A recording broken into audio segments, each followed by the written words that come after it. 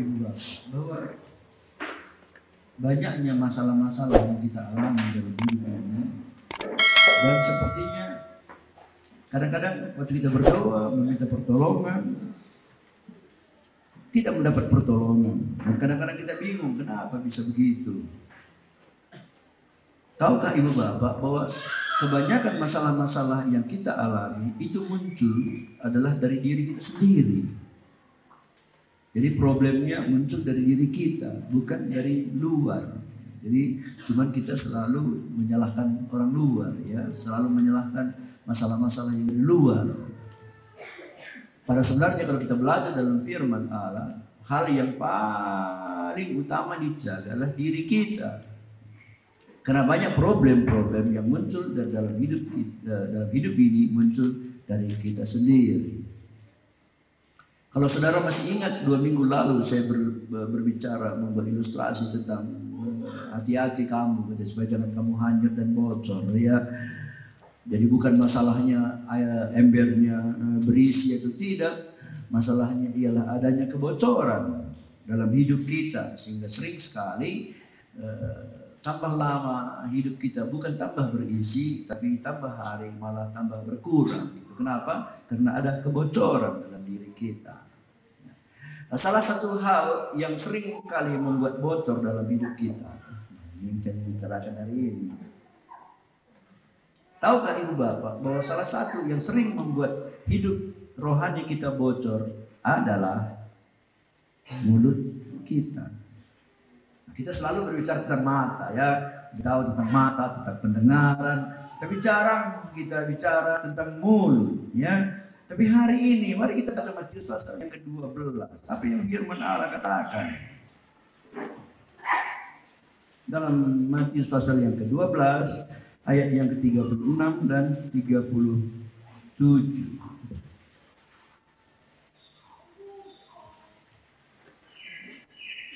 Mari kita sama-sama baca ayat ini. Matius 12 ayat 36 dan 37. 1, 2, 3. Tetapi aku berkata kepadamu, setiap kata sia-sia yang diucapkan orang harus dipertanggungjawabkannya pada hari penghakiman. Karena menurut ucapanmu engkau akan dibenarkan, dan menurut ucapanmu pula engkau akan dihukum. Luar biasa, ya.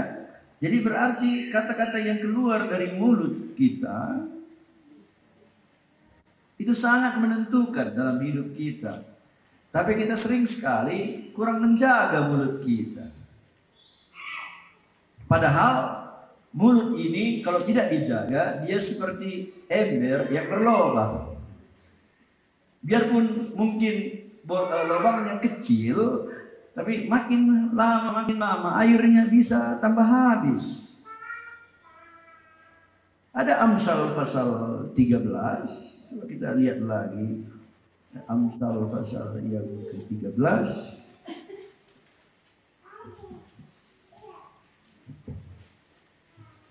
Ayat yang ketiga. Siapa menjaga mulutnya, memelihara nyawanya. Siapa yang lebar bibir akan ditimpa kebinasaan. Jadi berarti benarlah seperti apa yang dikatakan dalam Matius tadi, bahwa kita akan dihakimi oleh perkataan kita, oleh mulut kita. Kita benar atau disalahkan. Itu tergantung bagaimana mulut kita. Maksudnya bukan potongan mulut kita. Saya dikatakan di sini, siapa yang menjaga mulutnya, memelihara nyawanya, siapa yang lebar bibir akan ditimpa kebinasaan. Siapa di sini yang merasa bibirnya agak tebal?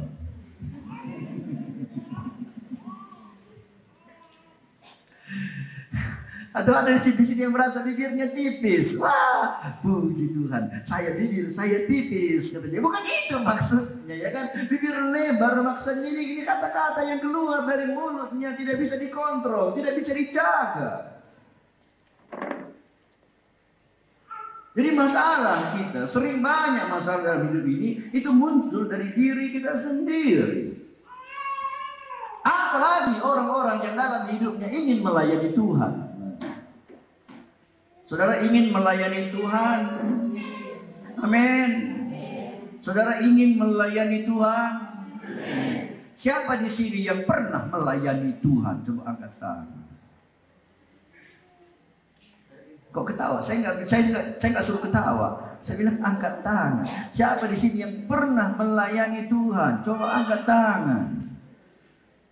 Ya, oke. Yang tidak pernah melayani Tuhan, coba angkat tangan. Wah, jadi yang angkat tangan sebagian. Berarti ada yang netral ini ya. Sebenarnya kita semua adalah orang-orang yang melayani Tuhan. Melayani Tuhan kan bukan cuma di mimbar ini, ya. Kalau kita menyanyi, kita juga melayani Tuhan. Kalau kita bersaksi, kita juga melayani Tuhan. Kalau kita memberi, kita juga melayani Tuhan. Orang-orang yang melayani Tuhan harus hati-hati dalam perkataannya. Jadi kata-katanya itu hati-hati. Sebab kalau tidak hati-hati, itu akan dapat membocorkan hal-hal yang baik yang ada di dalam kehidupan kita. Jadi jelas sekali memang firman Allah menganjurkan kita untuk menjaga bibir kita, menjaga perkataan kita, menjaga mulut kita. Ada orang-orang yang hidupnya tidak begitu berguna bagi Tuhan. Tahukah saudara bahwa banyak orang-orang yang hidupnya tidak begitu berguna bagi Tuhan? Kenapa hidupnya tidak berguna bagi Tuhan? Karena hidupnya bocor gitu.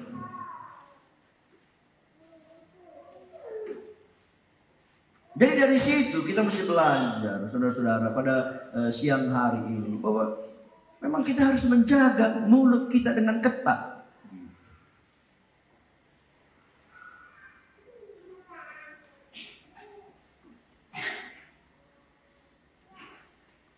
Nyanyiin karo aja.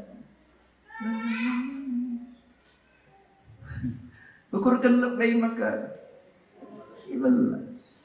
Ukurkan lebih maka ibelas. Orang karo saja tahu, berpikir dulu baru diucapkan. Tapi sayang banyak anak-anak Tuhan, ngomongannya, bicaranya itu adalah sesuatu yang tidak dipikirkan.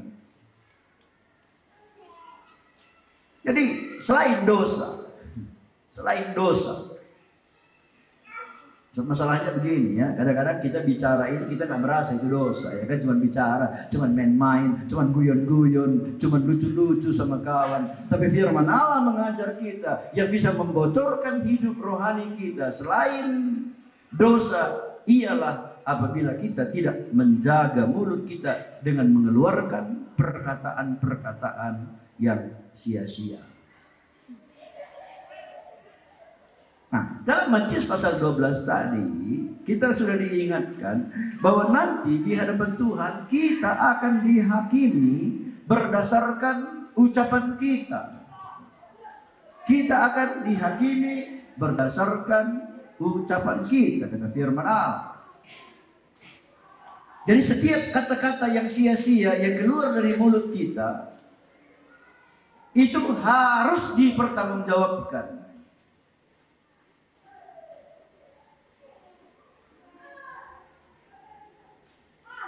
Dan firman Allah mengatakan bahwa yang harus dipertanggungjawabkan bukan hanya kata-kata kotor atau kata-kata fitnah atau kata-kata yang jahat. Saya percaya mungkin kalau kata-kata kotor, fitnah, jahat mungkin tidak keluar dari mulut kita. Tapi firman Allah mengatakan bahwa perkataan yang sia-sia juga harus dipertanggungjawabkan. Gimana kira-kira dalam hidup kita? Sering dari mulut kita keluar perkataan yang sia-sia. Apa arti perkataan yang sia-sia? Kata-kata yang tidak ada gunanya. tidak ada gunanya. Punya ngomel-ngomel gitu ya, umpamanya cerewet, umpamanya membicarakan orang, itu semua kan kata-kata yang tidak ada gunanya. Kata-kata yang berlebihan, yang sebenarnya tidak perlu diucapkan. Jadi Matius 12 tadi berkata bahwa menurut ucapan kita, kita akan dibenarkan atau dihukum. Berarti kata-kata yang sia-sia dan sembarangan pun itu adalah satu masalah yang serius. Masalah yang penting di hadapan Tuhan. Ibu bapak, dengar ini. Begitu, dengar. Ada dosa-dosa yang bisa kita bereskan dengan mengganti rugi.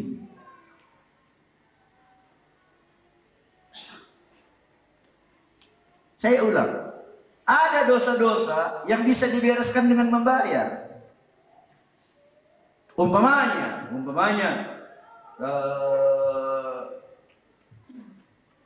saya mencuri uang Bapak Andi, umpamanya 10.000, saya curi uang.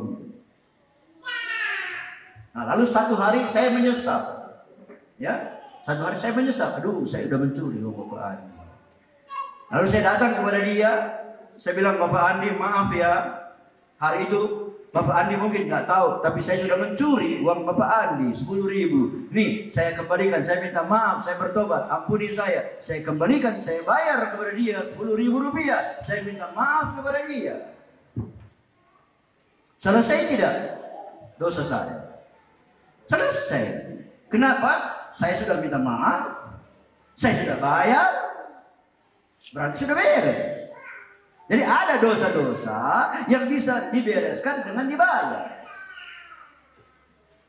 Tapi tahukah ibu bapak bahwa ada juga dosa-dosa yang tidak bisa dibayar? Ada dosa yang tidak bisa dibayar. Apa itu? Itulah yang kita katakan tadi. Perkataan yang sia-sia. Kalau kata-kata yang kita udah ucapkan, kata yang sia-sia, apalagi kata-kata yang menjelekkan orang lain, atau apalagi kata-kata yang menyakiti hati orang lain, itu tidak bisa kita hapuskan dengan membayar, dengan mengganti rugi.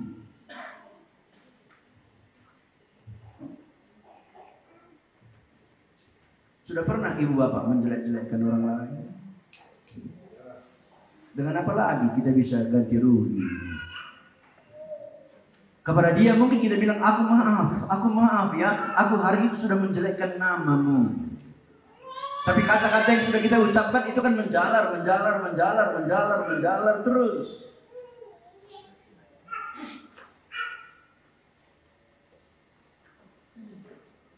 Kata-kata yang sia-sia itu sama seperti kapas ya, kapas. Kita tiup, banyak kapas, kita tiup. Lagi, maaf, saya nggak sangka tadi akibat ini semua udah kotor kepala ibu bapak. Bisa kita minta maaf, tapi tidak bisa kita ambil lagi satu persatu. Hati-hati dengan kata-kata ini. Ini adalah sesuatu yang serius, yang penting di hadapan Tuhan. Barang yang kita curi bisa dikembalikan, ya, bisa dikembalikan. Saya dulu pernah ambil baju. Saya merasa waktu itu saya nggak mencuri. Saya merasa tidak mencuri, tapi sebenarnya mencuri. Karena saya disuruh membagi baju-baju, ya. Saya disuruh membagi ini terjadi di Pulau Jawa, ya. Saya disuruh membagi baju-baju, lalu ada satu baju bagus saya rasa. Lalu yang bagus itu kuambil. Yang lain-lain semua kubagikan. Dan itu memang untuk dibagi-bagikan. Nah, lalu saya disuruh membagi-bagikan. Lalu saya ambil satu. Pertanyaan saya, salahkah itu?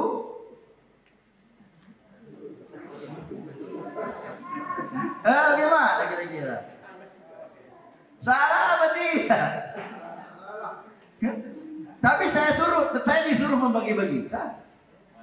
Nah, saya bagikan juga sama saya.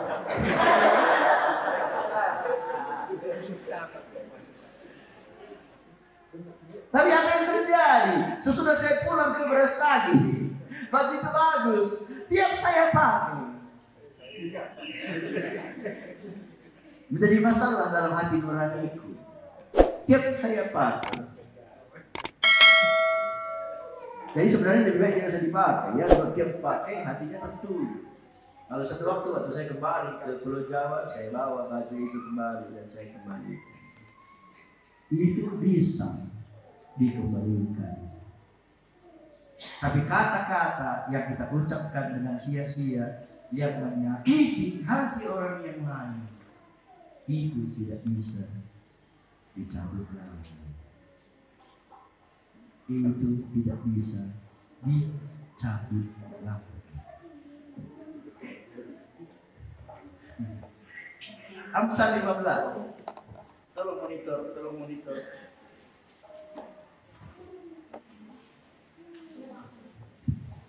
Amsal 15.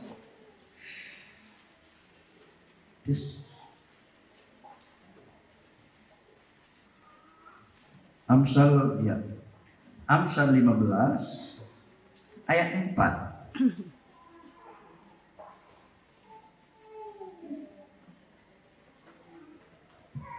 Kita sama-sama baca. Bagus ini ayat 1, 2, 3. Lidah lembut adalah pohon kehidupan, tetapi lidah curang melukai hati.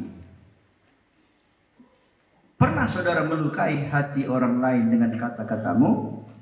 Karena berarti lidahmu lidah curang.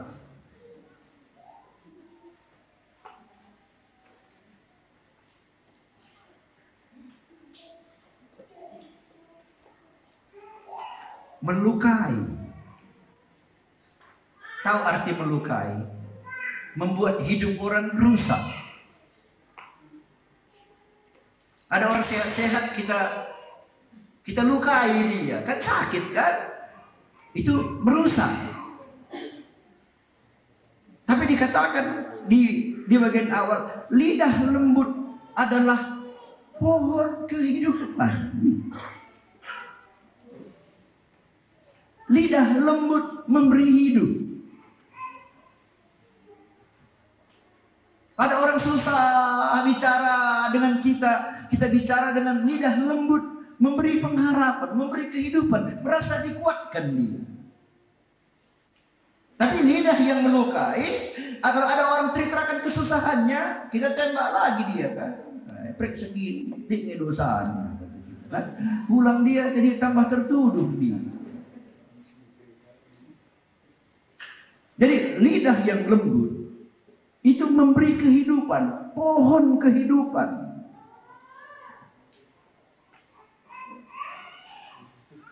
Apa arti lembut? Tidak keras. Ya.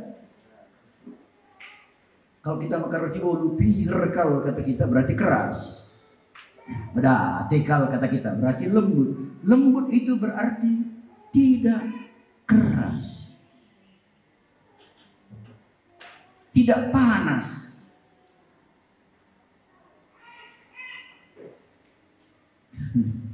Gimana ibu bapak? Ada di sini yang merasa hidupnya panas. Keturunan katanya. Ini ulang narikin bagaikan. Jadi tiap bicara panas. Tiap bicara keras. Jadi jarang ada kawannya gitu.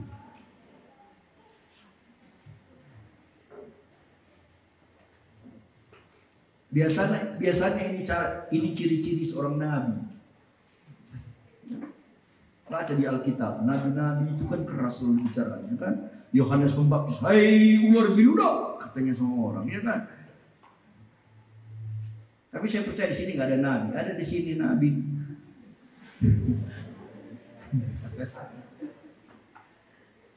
Ada anak kawan, anak pendeta di kisaran. Dia bilang di rumahku ada nabi. Siapa pula saya kira itu anakku itu Nabi Rong katanya. Karena hitam anaknya itu Nabi Rong.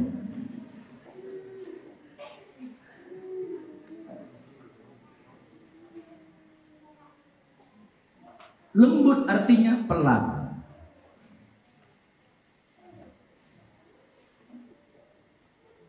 Jadi dalam firman Allah kita diajar untuk bicara pelan. Heran ya bahwa dalam firman Tuhan diajar cara bicara pun diatur oleh firman Tuhan. Itu lengkap kali firman Tuhan.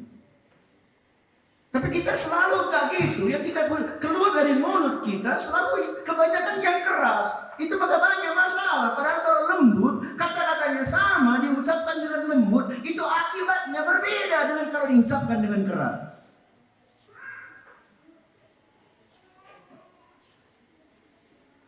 Saya percaya ibu-ibu sini pasti sudah punya pengalaman tentang apa yang saya bilang.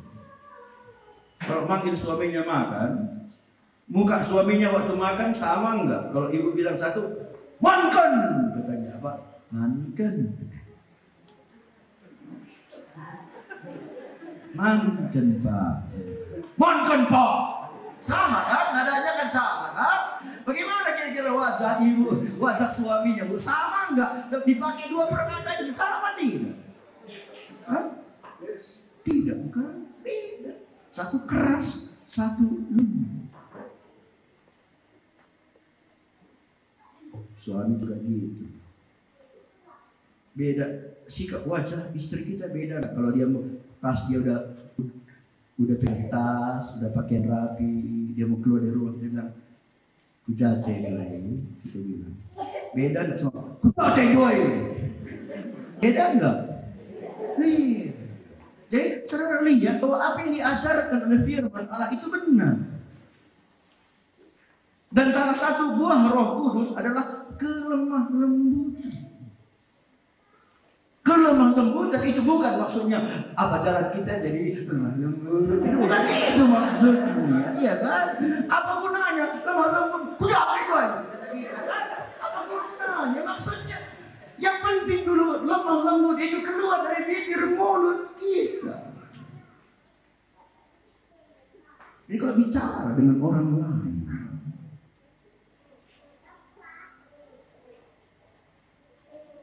ukur kendep, maka itu ukur kendep, pikirkan dulu baru diucapkan. Lidah lembut pohon kehidupan itu bukanlah lidah yang tergesa-gesa,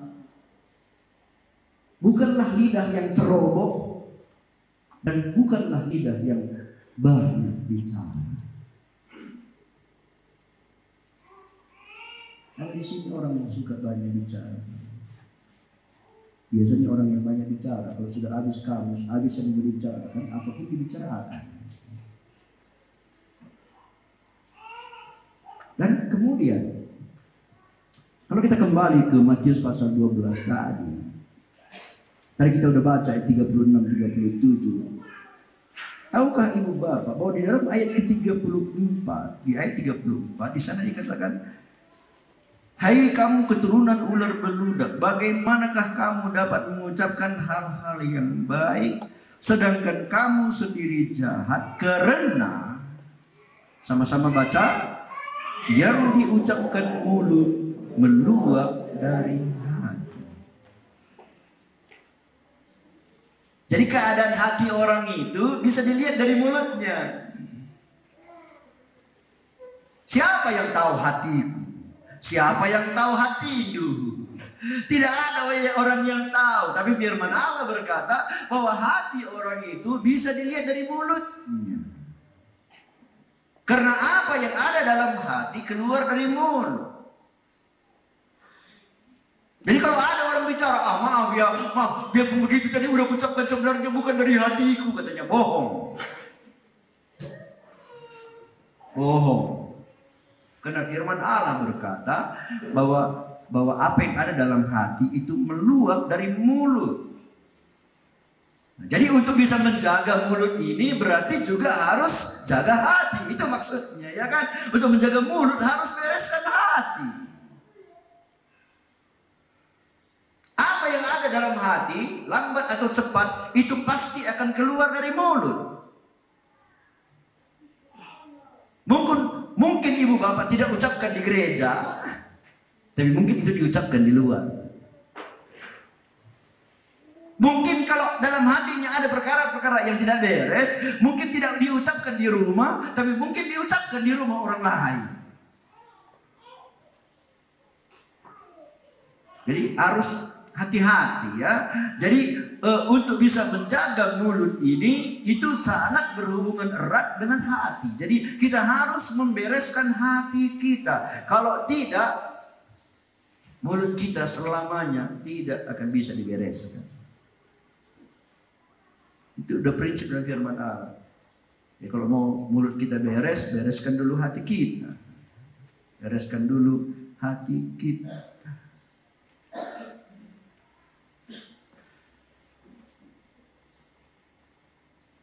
Dari mulut ibu bapak pernah keluar puji-pujian kepada Tuhan? Pernah? Pernah sering.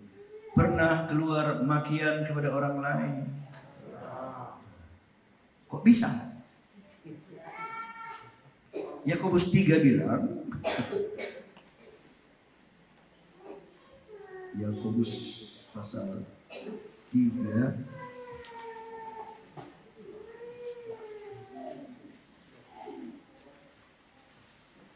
ayat 11.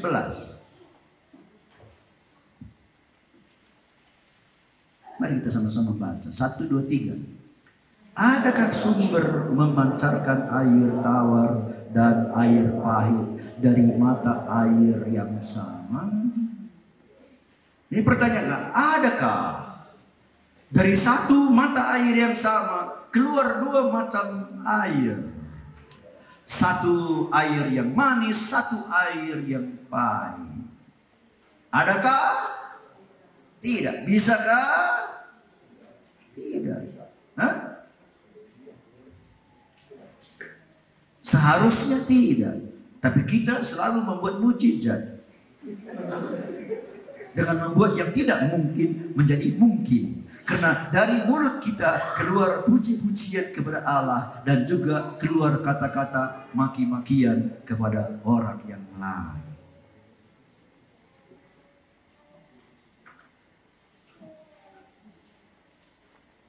Jadi hati-hati ya. Hati-hati.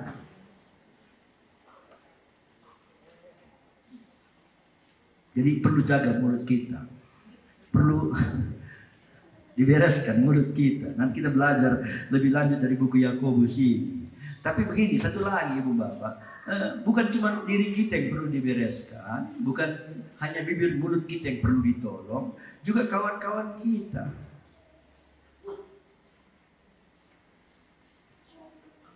Artinya apa? Artinya kalau ada kawan-kawan kita yang datang kepada kita lalu mulai berbicara tentang hal-hal yang sia-sia. Selama ini kalau kita tidak hati-hati, mungkin kita kadang-kadang juga sedia membantu dia untuk mengucapkan kata-kata yang sia-sia. Kalau dia membicarakan tentang hal-hal yang jelek, kita tambah lagi dengan perkara-perkara yang jelek. Dan biasanya begitu ya, biasanya begitu. Umpamanya kalau saya tidak suka dengan Siska, lalu saya mencari kawan untuk membicarakan Siska, saya pasti akan mencari orang-orang yang juga tidak suka dengan dia. Itu biasanya begitu ya. Saya tidak akan cari orang-orang yang suka sama dia. So kalau saya cari orang yang suka dengan dia, maka waktu saya membicarakan tentang Siska, orang itu akan berkata, oh lo bagai, dia sudah menghuri. Biasanya tidak begitu. Saya selalu akan mencari orang-orang yang tidak suka kepada dia. Sehingga waktu saya ngomong tentang Siska, oh kalau dia begini. Sehingga akhirnya tidak rasa sudah 4 jam kami bicara-bicara, membicarakan tentang kejelekan orang lain. Hari ini dari pelajaran tentang mulut yang kita baca dari firman Tuhan, perlu juga kita bantu kawan-kawan kita waktu mereka berbicara tentang hal-hal yang negatif, hal-hal yang tidak baik. Jangan dibantu dia berbicara tentang hal-hal tidak baik, tapi lebih baik kita ajak dia berdoa. Aku siapa dia pandang bagi. Payo kita di bagi mari rasa kita tahu teman. Situ tahu kenia dua sampai jadi bata. Kalau begitu kita katakan, Apa yang terjadi? Musuh kita tidak mendapat makanan enak, ya kan? Musuh kita tidak mendapat makanan enak untuk bisa berbuat lebih leluasa lagi. Jadi maksud saya begini, ibu bapak, jagalah supaya kita jangan dalam hidup ini juga melayani kawan-kawan kita yang mengeluarkan perkataan yang sia-sia.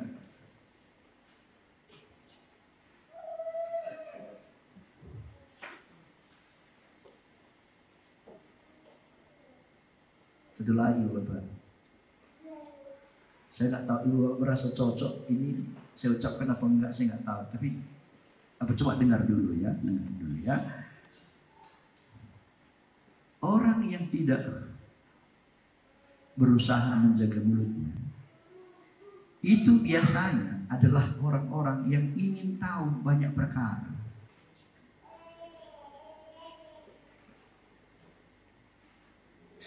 Kalau ada orang-orang sedang bicara rame gitu, figura umpamanya kan, lalu dia datang, isi katakan.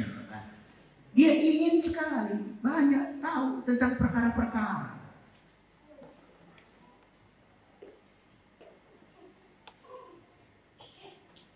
Orang yang dalam hidupnya mempunyai satu tekad untuk ingin menjaga mulutnya, dia adalah orang yang sebenarnya tidak ingin tahu banyak perkara-perkara yang tidak perlu gitu, yang tidak perlu.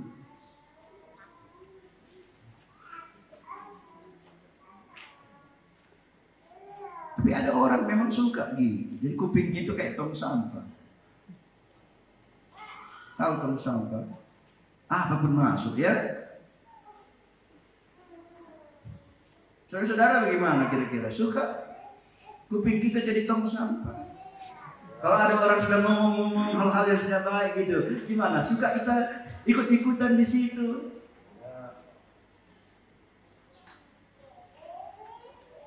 Saya kadang-kadang sedih juga ya, lihat kami hamba-hamba Tuhan. Saya jujur aja. Banyak kali kalangan kami hamba-hamba Tuhan. Juga kalau kami dengan kami, guyon-guyonnya ngomong-ngomong itu omongan yang sia-sia.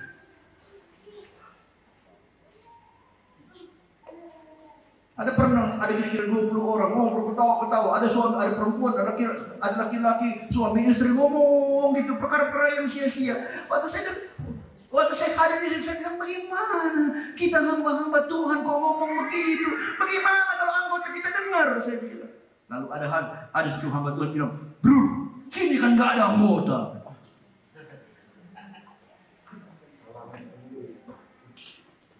Ya mungkin juga karena budaya kita ya, budaya kita agak berbeda ya. Kita kalau orang sini, orang Batak itu kan payah kali kita bicara yang merha-merha ya, payah kita bicara. Tapi ada juga suku-suku lain yang baginya itu kayak main-mainan aja gitu, kayak main-mainan aja.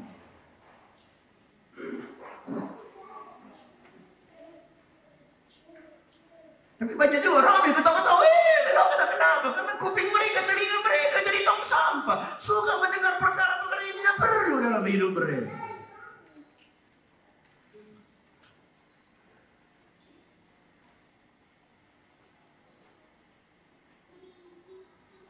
Saya percaya kalau kuping kita tidak gatal. Gimana ibu bapak? Gatal kupingnya? Gatal enggak? Firman Allah bilang di akhir zaman nanti kuping orang akan gatal. Bukan maksudnya penyakit kuping yang bisa diobati dokter THT, bukan itu maksudnya. Di akhir zaman nanti telinga orang, kuping orang akan gatal untuk mendengar berita-berita yang aneh-aneh.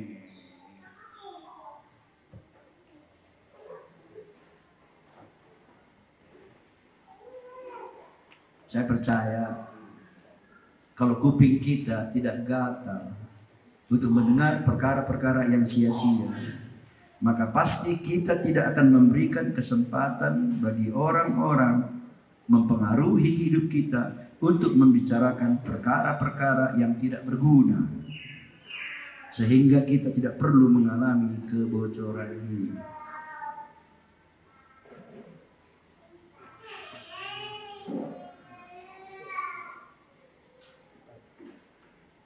Mana lebih besar lidah kita daripada tangan kita?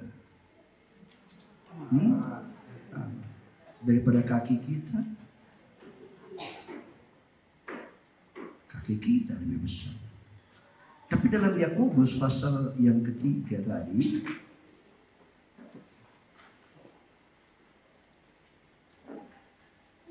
ayat 4. Dan lihat saja kapal-kapal, walaupun amat besar dan digerakkan oleh angin keras,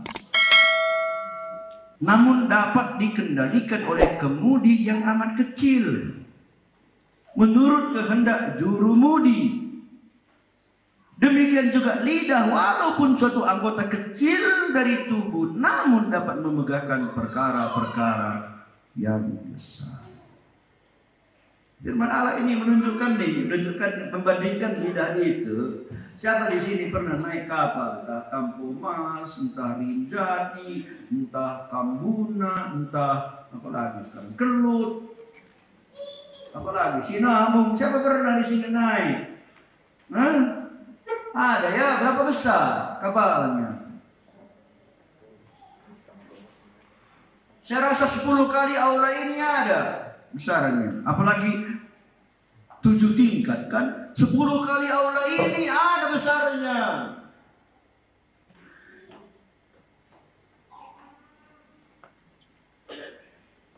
Bilang kiri kanan, 10 kali aula ini ada besarnya.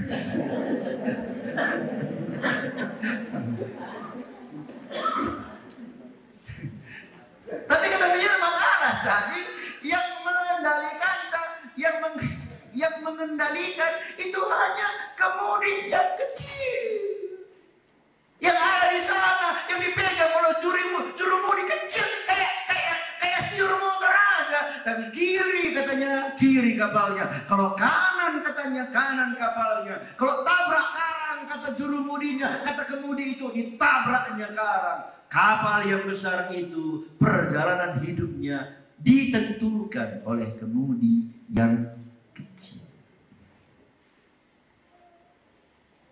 Apa artinya itu? Artinya hidup kita seperti kapal yang besar, dan yang mengendalikan hidup kita adalah lidah kita yang kecil. Gimana kira-kira kalau jurumudinya pegang kemudi sembarangan, suka-suka hati? Apa yang terjadi? Pertama, kapalnya bisa kecelakaan, ya. Yang kedua, kalaupun tidak kecelakaan, tidak sampai-sampai di tujuan. Tujuannya ke A sampai ke B, tujuannya ke B sampai ke C. Kenapa? Karena kemudinya yang kecil tidak dikendalikan dengan baik. Itu yang dikatakan oleh firman Allah tentang lidah kita.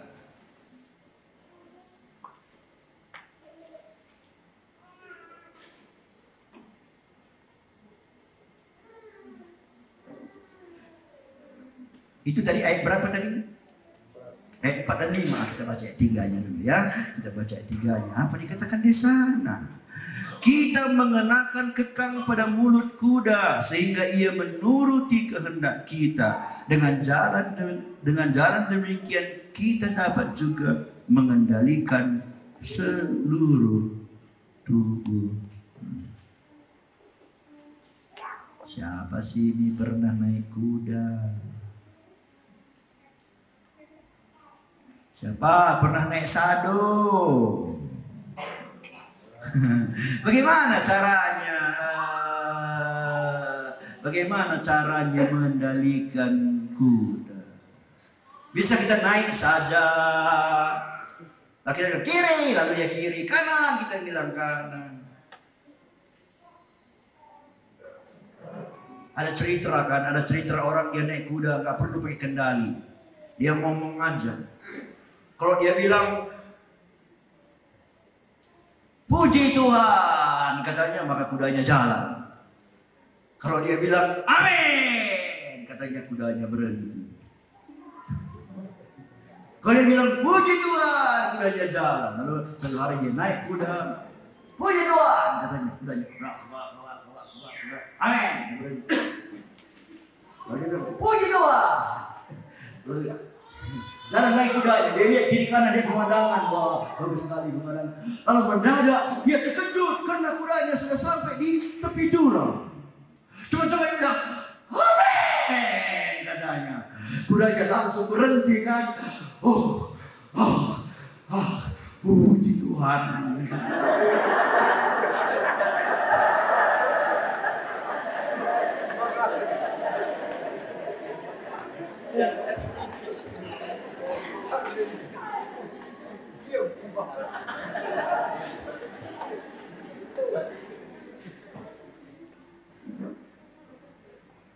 Tapi gak ada kuda yang begitu ya.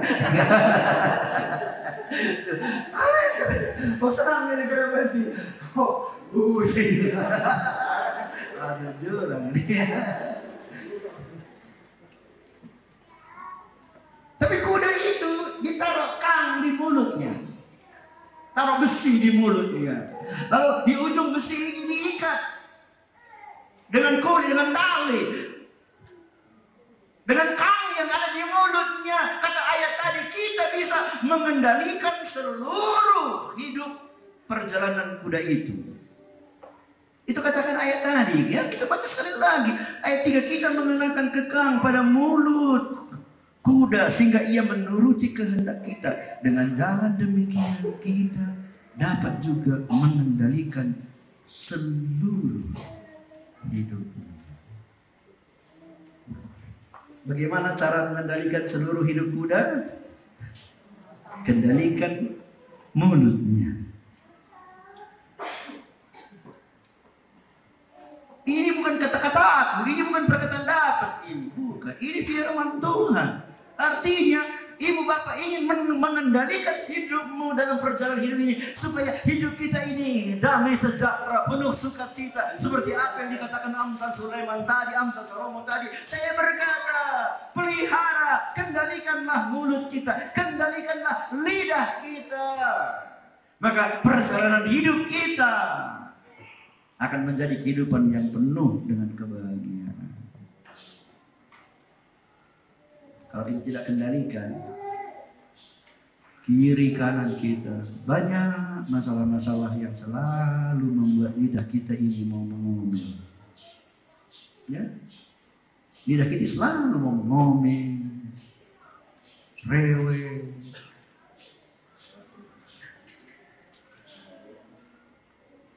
Saya hari apa saya bertemu? Hari Selasa kami ada pertemuan di Kapolres ya, karena menghadapi situasi sekarang, situasi yang agak gawat.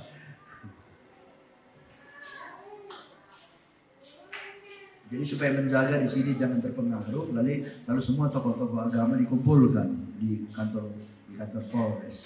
Lalu Bapak Kapolres dia cerita, ada sini wartawan, banyak wartawan. Wartawan tuh prinsipnya kan gini, betul apa enggak Pak wartawan katanya? Kalau yang jelek-jelek baru berita, kalau yang bagus-bagus tidak perlu diberitakan, karena yang bagus itu bukan berita. Gitu kan Pak wartawan? Iya wartawan. So memang saya dengar kata Kapolres, ada wartawan yang bilang sama saya, Pak, kalau yang bagus-bagus kan biasa, yang jelek-jelek baru berita. Mulut kita ini seringkali seperti wartawan. Kalau yang bagus-bagus, nggak kita suka dia bicara. Tapi kalau yang jelek-jelek, enak dia rasa membicarakan. Coba memuji Tuhan, menyembah Tuhan, ya kan? 20 menit aja udah ngantuk kita. Haleluya, haleluya, haleluya. 20 menit sudah ngantuk. Tapi coba membicarakan orang lain. Nanti saudara bagi kah, bapak saudara bagi kah, ini saudara bagi kah. 4 jam. Nggak rasa, nggak ngantuk. Kenapa? Mulut ini memang lebih suka membicarakan hal-hal yang jelek. Itulah sebabnya firman Allah katakan perlu ditaruh ini di mulut ini, yang mengawasi mulut kita, karena mulut itu menentukan keberadaan seluruh kehidupan kita.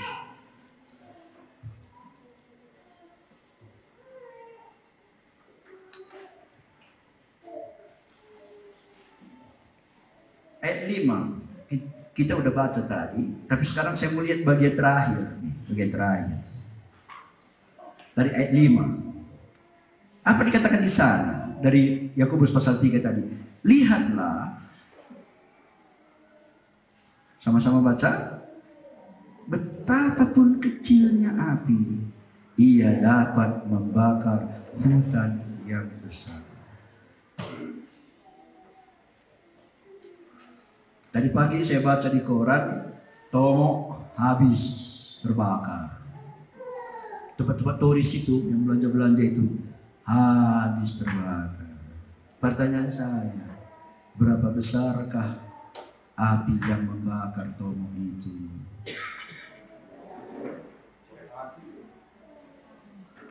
Satu biji korek api. Cek katanya, satu biji korek api bisa menghabiskan Tomo yang besar. Kenapa? Karena api yang kecil itu tidak dikendalikan dengan baik. Coba dikendalikan dengan baik. Berguna, iya kan? Kalau dikendalikan dengan baik, dia sangat berguna. Tapi kalau tidak dikendalikan dengan baik, katanya tadi dalam ayat 5 bagian terakhir, ia dapat membakar hutan yang besar.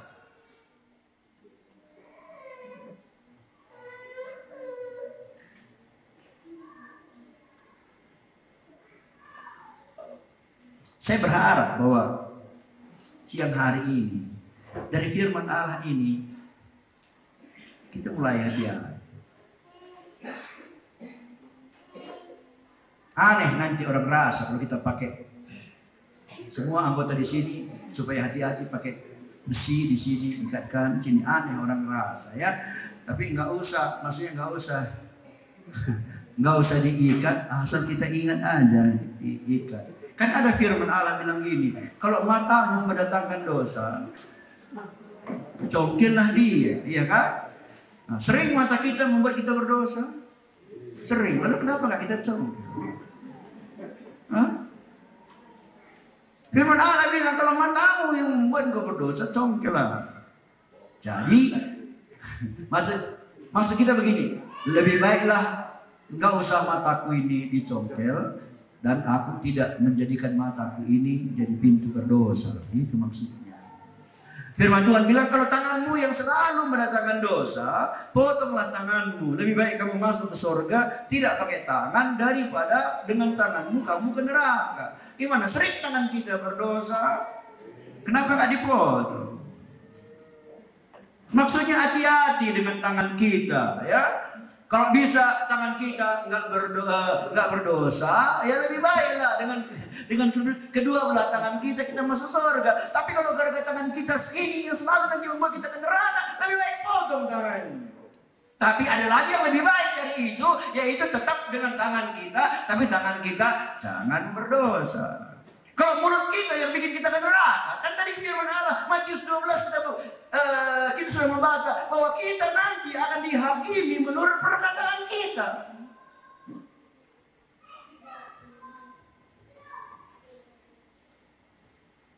Kalau perkataan kita itu nanti menyebabkan kita ke neraka, kan lebih baik kita jadi orang bisu, ya kan? Kalau orang bisu kan nggak ada dosa lidahnya, ya kan? Dosa lidahnya. Mau saudara-saudara jadi orang bisu supaya masuk surga? Pilih mana? Jadi orang bisu masuk surga, orang tidak bisu masuk ke neraka. Pilih mana? Kalau saya pilih tidak bisu masuk surga. Amin. Amin. Kalau begitu bagaimana caranya? Jagalah perkataan kita.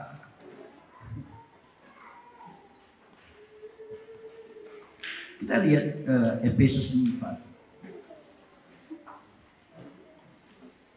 ayat 29.